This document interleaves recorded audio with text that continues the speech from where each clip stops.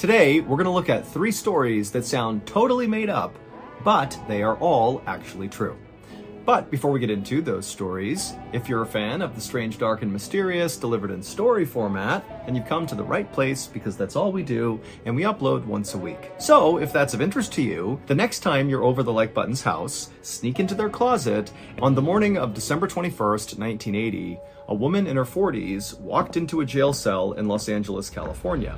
Now, in this jail cell already was another inmate. Her name was Etta Louise Smith. She was 32 years old, and at the time, she was laying on one of the benches inside of this cell. Etta had actually been in jail for 4 days leading up to this moment. The police were sure Etta had something to do with the savage murder of a nurse in the area, but they really didn't understand what role she had played. In fact, virtually everything about Etta was very confusing to police. And Etta herself was not really doing herself any favors because she wasn't really explaining how she had the information that she had. Now, Etta had already gone through a 10-hour-long interrogation, which led police nowhere. She had undergone a polygraph test, which didn't lead to any new answers. And she had also undergone a thorough strip search. She had been kept without food for 24 hours at one point. She had been left in this cold jail cell without shoes for 4 days. But she just wouldn't crack. She would not confess to playing a role in this murder. And so this was why police on this day had decided to go another route to get information out of Etta. That woman in her 40s who had just walked into Etta's jail cell was pretending to be an inmate, but in reality, she was an undercover cop.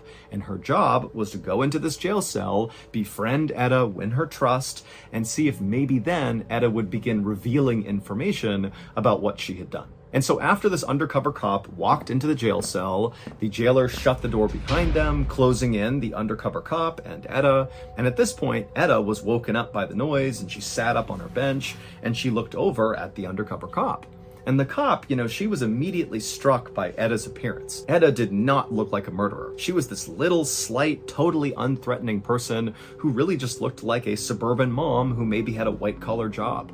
But the undercover cop also knew that appearing to be totally harmless was a great cover for being a murderer, and so this could all totally be an act. And also, to this undercover cop, it just seemed like Etta was way too calm and collected given her circumstances. She is effectively wanted for murder, and the police are putting so much pressure on her to get her to speak about it, and she's just laying down sleeping in her cell, making no big deal about it. But the undercover cop maintained a very neutral persona, and she sat down, and at some point she asked Etta, hey, what are you in here for? And Etta, she kind of just looked down and smiled for a second, and then when she looked back up at the undercover cop, she said, you're never going to believe me. The undercover cop at this said, oh, come on, how bad could it be? Tell me what's going on here. Why are you in here? And it was at this point that Etta would say something that nearly caused the cop to break character. Because Etta, she would say, well, I'm pretty sure this is going to be a movie. Now, the undercover police officer tried to be as neutral as possible as she's hearing this, but in her mind, she's like, okay, well, I clearly just discovered Etta's motive for being involved in this murder. Etta wants to be famous. She wants this made into a movie where she's the star. At the same time this conversation was happening, in an office within the jailhouse, a police captain was listening in on the conversation between Etta and this undercover cop. And when he listened to Etta talk about wanting to turn her story into a movie, he just shook his head in disgust because Etta had just brought police to the location of the body of 31-year-old Melanie Uribe, a local nurse who was robbed and savagely beaten to death and then dumped in a canyon behind a bush. And now here Etta was talking about how she could get publicity around this terrible, horrible crime. It just did not sit right with the captain. And so as the captain was sitting there kind of watching this conversation transpire between the undercover cop and Etta, the captain was beginning to form a theory of what actually happened to Melanie Uribe and how Etta played a role in her murder. His theory went like this. 6 days earlier, the victim, Melanie Uribe, had left for her shift at the hospital in Burbank, California, which is a suburb of Los Angeles, but she had never arrived for her shift. And so when her colleagues had noticed her absence, eventually the police were called and a search was launched to find her. But after 48 hours, the police had not found Melanie and there were no signs as to what happened to her. She had just vanished. And it was at that point, 2 days after Melanie had gone missing, that Etta just showed up at the police station and said she knew where Melanie was. And so the detective who was talking to Etta at the time when she came in and said this, he brought out a map and he said, okay, point to where she is. And Etta had immediately pointed to this area on the map called Lopez Canyon, which was about 25 miles away from Los Angeles. And she would tell the detective that, yeah, Melanie is somewhere right in there. When the detective asked Etta, how do you know this? Etta would say she just knew. And then when the detective followed up and said, Etta, this is pretty incriminating that you're telling me you know where someone's body is. What's motivating you to come and say this to me?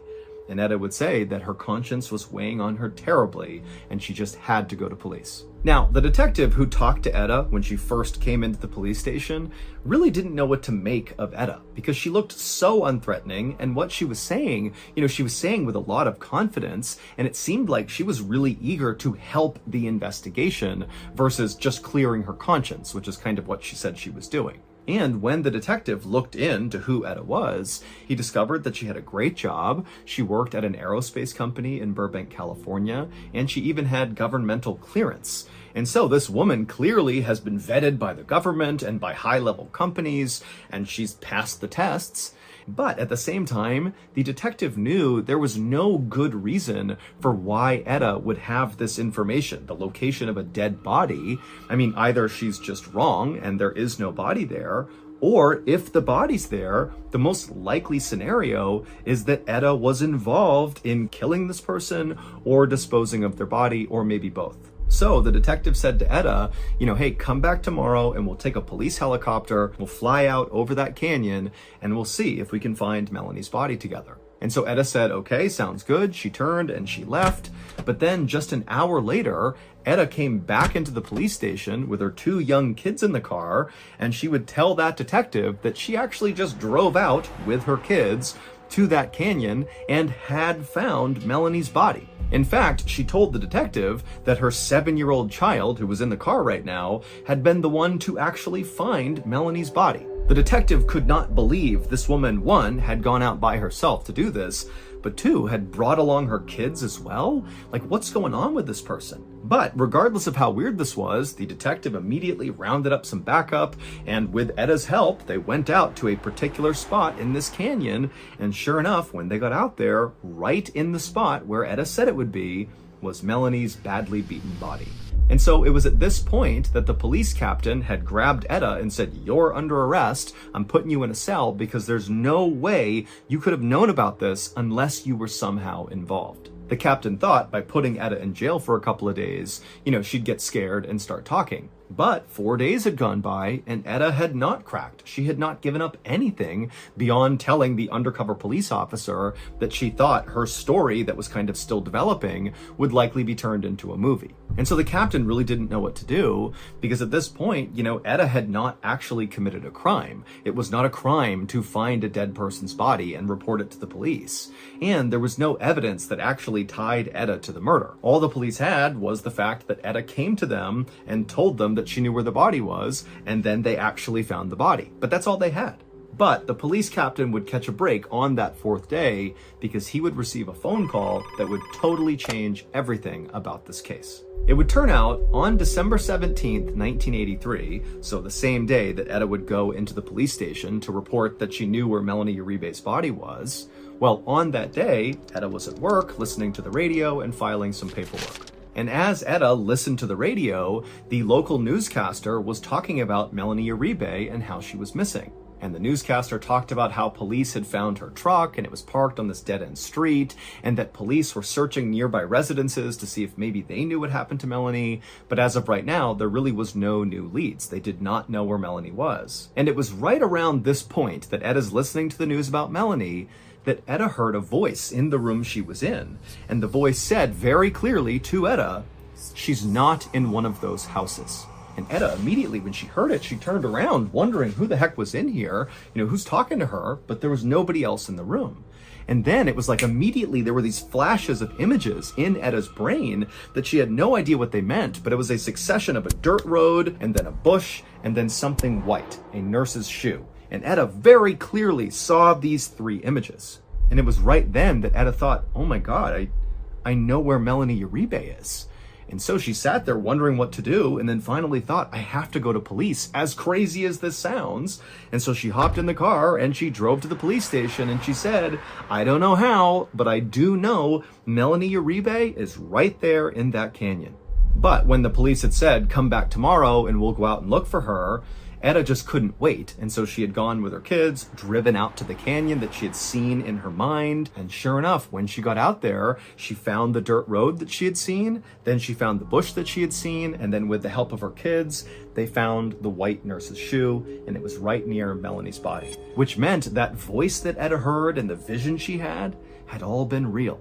The phone call that the police captain received on the fourth day that Etta was sitting in jail and talking to the undercover cop, the phone call that changed the whole case, well, the phone call was from another police officer saying they had just arrested 3 men who were caught bragging about beating and killing Melanie Uribe, and they had confessed and they were now being held in jail. And so clearly, Etta did not commit this murder, and so even though it made no sense that she just knew where this body was, the police had to release Etta the same day, so she was released, and then ultimately the 3 men who confessed to killing Melanie Uribe, they would be found guilty, and they would each be sentenced to life in prison. 6 years later, Etta would sue the police department, and she would win the lawsuit because the jury on that case absolutely believed that Etta really did have a psychic vision that led to the discovery of Melanie's body. Etta would never go on to make a movie about her story, and in fact, when she was asked later on about why she said that during her conversations with that undercover cop, Etta would clarify that she didn't say that she wanted to make a movie, but rather she said to the undercover cop something to the effect of, it feels like I'm living out a bad movie. And so that was kind of misconstrued by police into her saying, I want to make a movie about this. She didn't and has never made a movie, and in no way has sought out any fame or recognition for what happened. Today's video was sponsored by SoFi. Shortly after I left the military in 2017, my family and I decided we wanted to move. And so we went house hunting and found the one we wanted and moved to purchase it. Now, we had bought one other house before, but we used what's called the VA loan, which is a low interest loan for military members. And for a variety of reasons, we were not able to use the VA loan to buy this new house. And so we had to go the traditional financing route. And my goodness, was going through that process totally overwhelming and stressful. But if I had known about SoFi at the time I was doing this, the whole thing would have been a breeze. SoFi is the ultimate finance app that helps you bank, borrow, and invest all in one place. But what really stands out to me about SoFi are their incredible home mortgage loan options for military veterans. SoFi is actually a veteran-led company, which is definitely part of the reason why they care so much about supporting military veterans and active duty military members on their journey towards realizing their financial ambitions, which includes home ownership. Veterans who use SoFi can qualify for perks like lower interest rates, lower closing costs, no mortgage insurance, and also potentially no down payment requirement. So think about joining the over 130,000 homeowners who SoFi has helped get their home loans. Also, SoFi is doing a giveaway where you can have a chance to win up to $50,000 that will go towards helping a veteran pay their rent or mortgage for 1 year. To enter, click the link in the description below or go to sofi.com/winva and then just follow all the on-screen instructions to view your VA home loan mortgage rate. Thank you, SoFi. Back to the stories.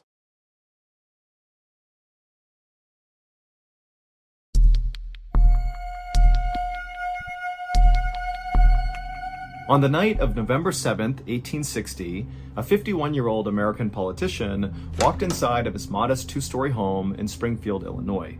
This politician was totally exhausted, but he was also really happy because in his hand he had a telegram that confirmed he had won an election that he had worked so hard for and he wasn't sure he was going to get. And so earlier that night, this politician had been out basically partying and celebrating this huge victory.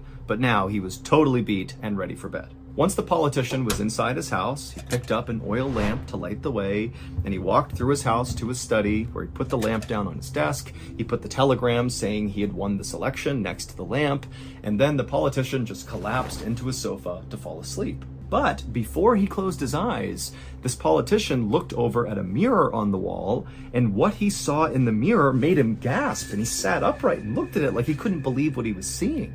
In this mirror, this politician was seeing his own face, reflected as it should be, but then next to it was another face, and it was not his. It kind of looked like him, but it actually looked more like a corpse, like a dead person was looking out at him from this mirror. And so the politician, he stood up and began walking over to the mirror to get a closer look, but as he got closer, the dead person's face disappeared, and all was left was his own reflection. And so he's like, okay, I must have been dreaming that, that can't have been real. And so feeling very unsettled, this politician just went back over to the couch and he laid back down thinking, okay, just forget about that, go to sleep. But again, he glanced over at the mirror, and now that he was laying down again, he saw the two faces again, his own and this dead person's face. And at this point, he stood up and rushed out of the room into his bedroom where his wife was. Now, his wife was a very devoted spiritualist, and so the politician thought maybe he could tell her about what he saw in the mirror, and she could interpret it and tell him what it meant. And so he sat down and he told his wife about what he had just seen, and she would sit there for a minute pondering what her husband had just said, and then her expression on her face just totally changed. She went from intrigued to very upset, and in a quivering voice, she would tell her husband that what this meant was he would serve honorably in the office that he had just been elected to for one term, he would get reelected, but he would not survive the second term. Now, when the politician heard this, he immediately rejected it. And he said to his wife, there's no way that's true. I probably didn't even see a face in the mirror. I'm probably just so tired, I imagined what I saw. So let's just forget about it. But his wife was not consoled, and she fell into his arms sobbing as if he had just been diagnosed with some fatal illness. And over the next several days and weeks and months, this politician's wife continued to be so upset about this potential death omen that the politician had apparently had, even though, again, the politician is constantly telling his wife, come on, there's no way that's actually going to happen. And sure enough, over time, the politician's wife did sort of stop being so scared all the time that her husband was going to die, and the politician himself, he just kind of forgot about what he had seen in the mirror that night. And so he would go on to serve his first term in this elected office. He would be reelected for a second term. And then during his second term, on April 14th, 1865, this politician and his wife were out at a play in Washington, D.C., and during the last act of the play, a man named John Wilkes Booth famously snuck up behind Abraham Lincoln, who was this elected politician. He was the president of the United States in his second term. And John Wilkes Booth shot Abraham Lincoln in the back of the head, killing him. And so Abraham Lincoln would indeed not survive his second term, just like the mirror death omen had predicted.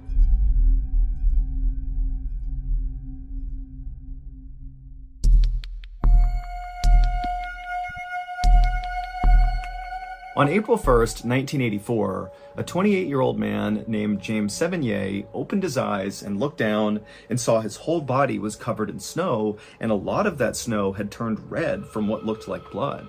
James tried to take a breath in, but as soon as he did, his chest exploded in pain. Then James began moving his tongue around in his mouth, and he realized there was this weird substance in his mouth, and there were all these sharp objects in his mouth. And so when he spit, he realized what it was. It was blood and shattered teeth. James began to panic and tried to lift up one of his arms, but it wouldn't move. And then when he tried to move his other arm, it did move, but that little movement hurt so bad he began crying in pain. So James is dealing with this blinding full body pain that he has no idea what it came from. He's looking around and he can barely understand where he is or what happened. But then James looked up kind of right behind him and he saw this enormous snow-covered mountain. Now, James had no idea what mountain this was, but in his head, he thought, I must have attempted to climb that mountain. James was a self-described climbing bum, which really just meant he lived out of his car most of the time and traveled all around the world, seeking out the most dangerous mountains in the world for him to climb. And so as James was racking his brain, trying to remember what happened, suddenly it all just came flooding back. He remembered he was here in the Canadian Rockies with his best friend, Richard Whitmore, and the two of them had attempted to climb this particular mountain. It was an 11,000 foot tall mountain called Mount Deltaform. And James remembered that as they were making their way up this mountain, they were hit by an avalanche. Now, James didn't really remember what happened once the avalanche hit them, but it would turn out he had fallen, along with his friend Richard, about 140 stories as this avalanche carried them down the mountain. For reference, that's taller than the Empire State Building, so this is a massive fall. And so as James is remembering that avalanche, he began looking around frantically for his friend Richard, hoping that maybe he was okay and nearby, and they could work together to get out of this situation. And sure enough, at some point, James looked over and he saw there was a crumpled figure kind of lying in the snow that obviously was another person. And so James instinctively tried to sit up to go over to his friend, but as soon as he attempted to do that, he felt the blinding pain in his body. I mean, he is totally wrecked here, and he couldn't stand up. But James really wanted to go see his friend, so he kind of rolled over, and through the pain, using his one good arm, he crawled his way over to Richard. And for a second, he thought maybe his friend was alive, that he too had survived this epic fall. But as he looked down at Richard, he could see his chest was not moving, and his neck was twisted really badly, and so was his back. And so James knew his friend Richard was dead. And so James just collapsed into the snow, feeling unbelievable anguish and sadness and fear. I mean, this is the only other person out here. They are nowhere near civilization, and it's going to be at least 4 days before anybody even notices that they aren't back yet, because that was when James and Richard were supposed to be home. And now James is thinking, like, I can't even stand up. I can barely breathe. I'm so badly hurt. What am I going to do? And pretty quickly, James adopted the mindset of, unfortunately, you're going to die here. And this was something James had always thought would happen to him eventually, that a mountain would end up killing him. And here he was realizing that, yep, that's exactly what's about to happen. I'm going to die out here. And so James just kind of lay there, resigned to his fate, literally waiting to die. And after about 20 minutes, when his body began to go numb and he was starting to enter into hypothermia, James heard a voice from behind him. It was this woman who walked right up to him, and she said, "You can't give up. You have to try." And James, even though he was totally caught off guard that there was another person out here, there was something so calming about this woman and the way she was talking to him that without any hesitation, it was like James's whole mindset about this situation completely changed. Suddenly, he was not ready to give up and die. But now, because of this woman, he was going to fight to survive. And so, after kind of moving around and looking back towards this woman, she would say to him, "Put your coat on."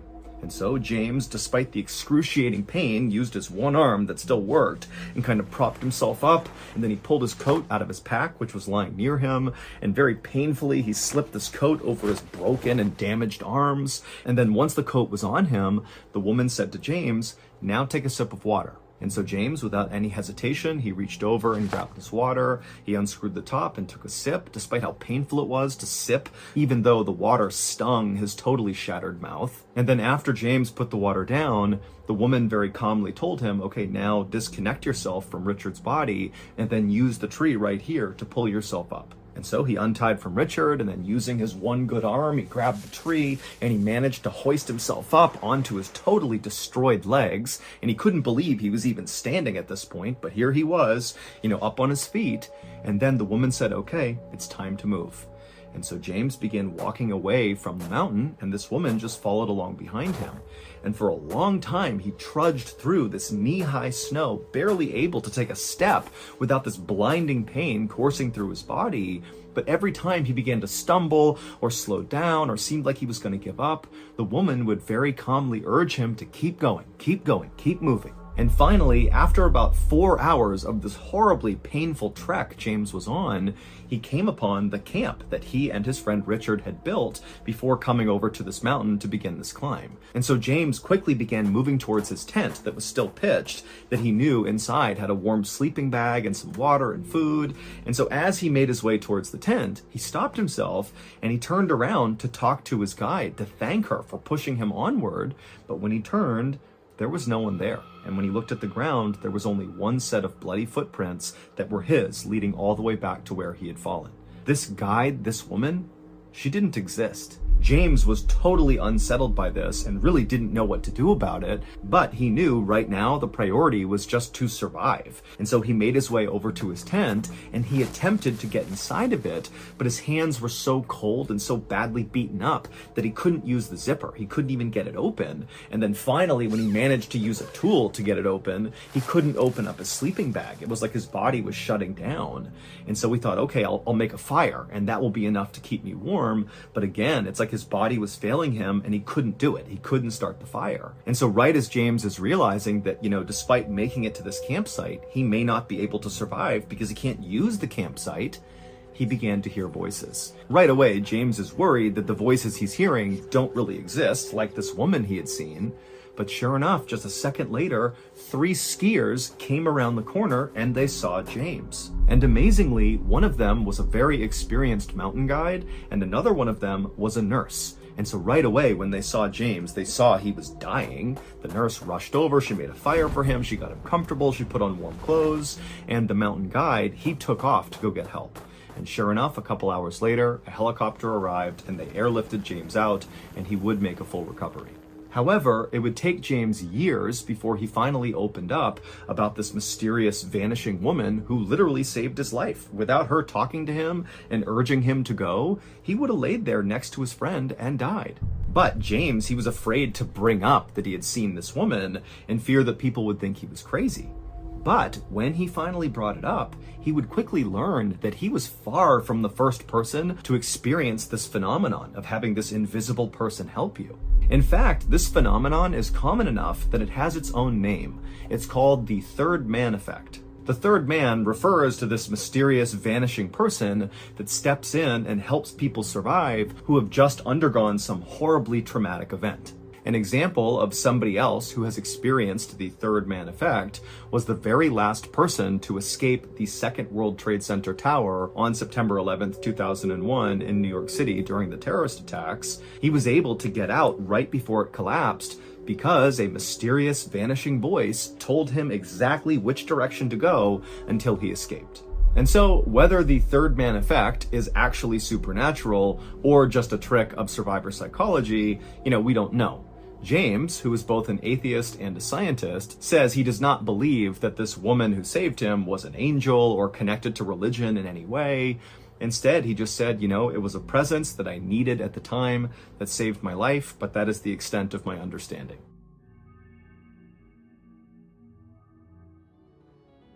There are many totally terrifying stories that have come from Native American folklore, but none are quite as unsettling as the story of the Wendigo. According to the Ojibwe people, the Wendigo is this huge 12-foot tall, slightly emaciated, gray-looking humanoid creature that's constantly roaming the earth searching for food because it's always hungry. And what does it eat?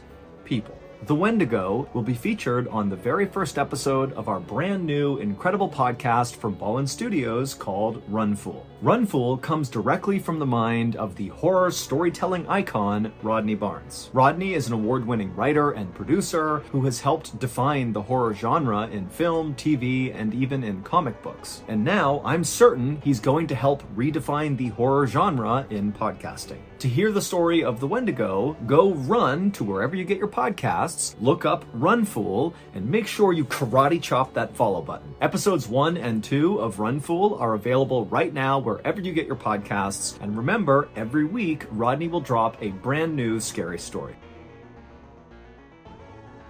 So that's going to do it. If you enjoyed today's stories, be sure to check out our podcast called the Mr. Ballin Podcast, which has hundreds more stories just like these available to listen to right now, but many of those stories are only available on the podcast. Again, it's called the Mr. Ballin Podcast, and it's available on Amazon Music.